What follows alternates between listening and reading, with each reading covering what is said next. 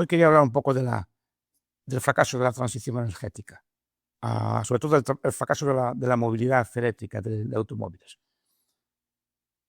No sé si comenté en alguna ocasión que el socialismo fracasó en su momento por problemas de cálculo económico y por fracaso de la planificación. Al planificar sin precios y sin costes y beneficios, es muy difícil la coordinación entre sectores y sobre todo la coordinación intertemporal entre los sectores. Es decir, los sectores están mal coordinados en el espacio y están mal coordinados en el tiempo. En el sentido de que, por ejemplo, podemos fabricar muchos zapatos, pero si no fabricamos el número de cordones suficientes, no tenemos bien. Si tenemos tractores, pero no tenemos gasolina, o no tenemos baterías, o no tenemos neumáticos, de poco valen los tractores. Se van estropeando. En cualquier sistema de coordinación requiere coordinar varios sectores a la vez.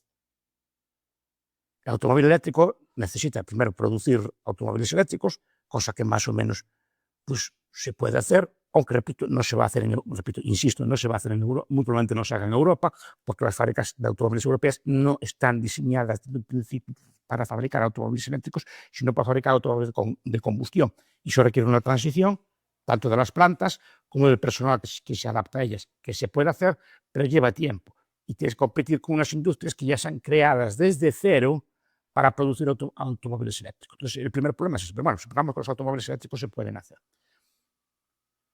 El problema es que esto requiere una logística de otros factores al mismo tiempo. Requiere, por ejemplo, una capacidad de carga en la red que de momento no se dispone de ella. Si las últimas informaciones están diciendo que incluso para construir obra civil, en muchas zonas de España, la capacidad de producción, de generación eléctrica, es insuficiente, no tanto por la capacidad de generación como por la capacidad de distribución de la misma. Digamos que el cableado es insuficiente de momento para atender a esto. Y si es insuficiente para atender incluso las demandas de la obra civil, más insuficiente va a serlo para atender las demandas de la automovilidad eléctrica si éstas se generalizase. Entonces, pues claro, porque si una cosa puede ser automóviles eléctricos, pues después los automóviles eléctricos tienen que tener una capacidad de carga relativamente rápida para funcionar. Y esto es lo que nos está dando. Aparte que es una industria que aún no tiene capacidad de producir masivamente por todos los automóviles que se necesita por falta de materias primas, litio, fábricas de baterías adecuadas, etc. Que eso teóricamente se puede solventar, pero seguramente no en el plazo que se está diciendo, porque los planificadores centrales de la Unión Europea, el Gosplan europeo, puso unas fechas inamovibles, si tienen en cuenta que el mero hecho de poner una fecha altera sustancialmente todo el proceso de producción, para adelante, pero también para atrás. En el sentido de que, por ejemplo, se abandonan inversiones ya en investigación sobre motor de combustión, si en unas facultades de ingeniería muy probablemente se empieza pues, a reducir el peso pues, del estudio en ese tipo de motores, se empieza, por ejemplo, las refinerías empiezan a abandonar sus capacidades, digamos, a medida que se van agotando. ¿En qué sentido? Que si tengo una máquina de refino y se acaba, pues se envejece o se destruye o se deteriora, no voy a comprar una nueva para reponerla. ¿Cómo voy a comprar una nueva para reponerla si en unos años tengo que dejar de refinar? Pues claro, eso va creando problemas intertemporales, en el sentido que puedes quedarte sin capacidad de refino antes de que lleguen los nuevos automóviles, antes de que llegue la movilidad eléctrica, o peor aún, puedes quedarte sin capacidad de refino y puedes quedarte sin capacidad de generación o de distribución eléctrica para alimentar los autos. Menudo negocio darían, porque repito, no es solo programar los autos, es programar todos el delicado equilibrio entre sectores que hay en cualquier proceso productivo y más si es a tan gran escala. Si el socialismo fracasó fue por estos problemas de cálculo y el problema de la transición eléctrica es si bien no es una planificación al estilo soviético, que no es una planificación imperativa, sí que es una forma de planificación, en este caso con incentivos, pero también con prohibiciones y restricciones a partir de un plazo. Igual que fracasó el socialismo, igual que fracasó la planificación a gran escala, la planificación francesa, la planificación española, aquí es muy probable también que la planificación fracase. Pero claro, el daño ya está hecho, porque obligaste a muchas empresas a invertir en este tipo de sectores y ahora no van a haber rendimiento. De hecho, si comento este tema, es porque es reciente la noticia de que algunas plantas, fábricas de automóviles a gran escala, algunas multinacionales de automóvil, han decidido renunciar a buena parte de la inversión eléctrica y volver al motor de combustión.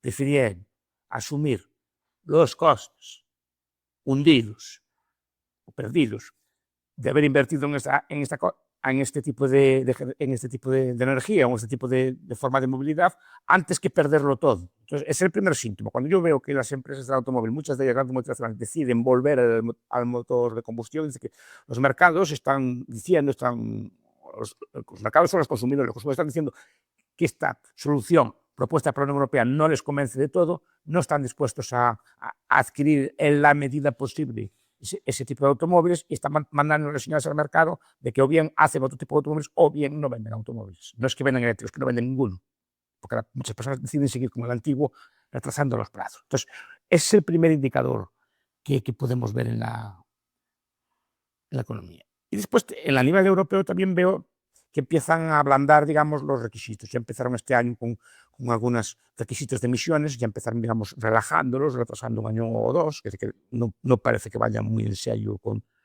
todo este tipo de cosas. Lo vemos a nivel internacional, con el abandono de los subsidios al automóvil eléctrico por parte de Trump, y por otros países que nunca adoptarán ese tipo de medidas. Porque veamos una cosa, para que el automóvil eléctrico se generalice, la economía de escala, la escala de producción, debe ser a nivel mundial, como son los automóviles ahora. Cualquier pieza de una multinacional se fabrica para automóviles en todo el mundo. Digamos, la escala de producción está pensada para automóviles de todo el mundo. Y si las piezas se abaratan, los automóviles se han abaratado en el tiempo, es por este incremento de eficiencia y por las mejoras en la cadena logística. Si Europa queda como el único mercado eléctrico, podrán tener mercados eléctricos como algo así como a la carta, pero desde luego nunca van a abaratarse tanto como sería si se generalizase a nivel mundial.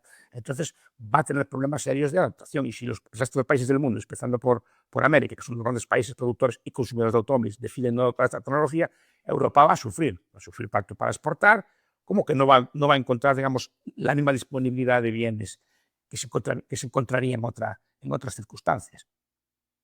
Y la Unión Europea, esto más o menos lo está leyendo, está empezando a ver cómo sale de esta. Porque salir de esta no es tan fácil. No es que hiciste unas proclamas, que ibas a cambiar, electrificar, etc. No es tan fácil cambiar esto sin quedar muy mal, sobre todo los gobiernos como el español, que están muy involucrados en esto. ¿Y por qué esto va a ir cediendo?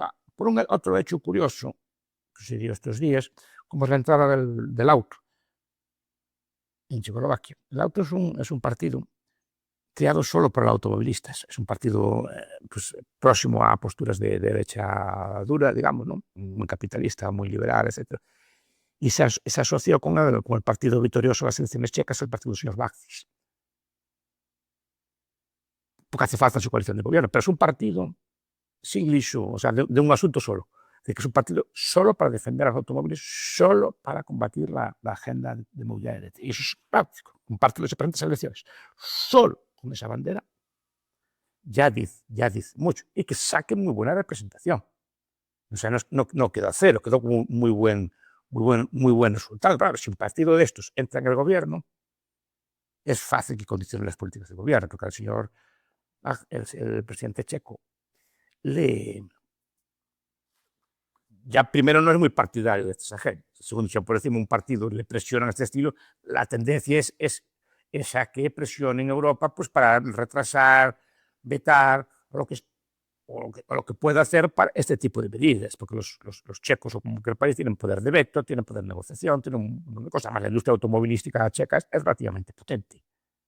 Tiene plantas de producción allí, no está especialmente interesada en este tipo de agendas verdes. Por tanto, estos dos hitos, dos síntomas,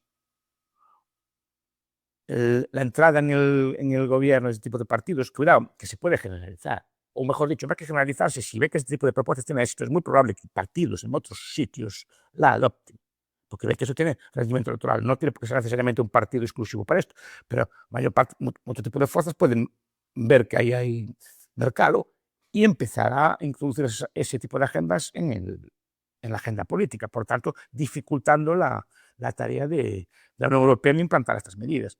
Muchas de estas medidas fueron hechas en su momento por consenso, en el sentido de que nadie las discutió. A todo el mundo le pareció muy bien esta agenda verde, descarbonizada, pensando que no iba a llegar nunca. Este tipo de cosas quedan bien, como acabar el hambre en el mundo, acabar con la esclavitud, etc. ¿no? Son campañas muy buenas, que todo el mundo estamos obviamente a favor, pero que no están concretadas en nada. El problema es cuando se empiezan a concretar y empiezan a afectar a sectores concretos. Entonces, hay sectores concretos que se empiezan a movilizar y empiezan a ralentizar este tipo de medidas.